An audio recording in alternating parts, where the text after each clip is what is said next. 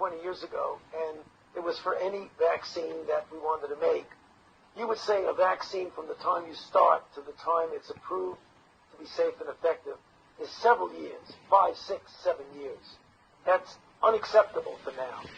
So what happened is that as soon as we got the sequence of the virus from the Chinese, we pulled it out of the public database and stuck the gene into a vaccine platform and worked on it literally within a day of when it came out.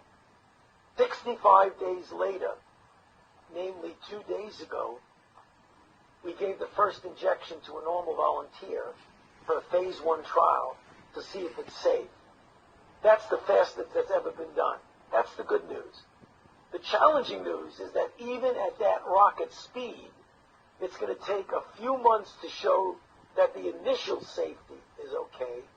Then you go into a phase 2 trial, which instead of involving 45 people, which we have in the phase 1 trial, it involves hundreds, if not thousands of people. That will take another 6 to 8 months to even know if it works. So at the fastest we can go, it's going to take a year to a year and a half to know if we have a vaccine that we can use.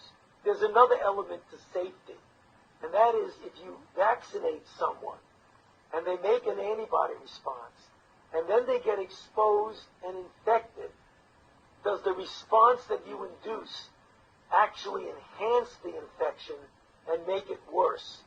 And the only way you'll know that is if you do an extended study, not in a normal volunteer who has no risk of infection, but in people who are out there in a risk situation. This would not be the first time, if it happened, that a vaccine that looked good in initial safety actually made people worse. There was the history of the respiratory syncytial virus vaccine in children, which paradoxically made the children worse. One of the HIV vaccines that we tested several years ago actually made individuals more likely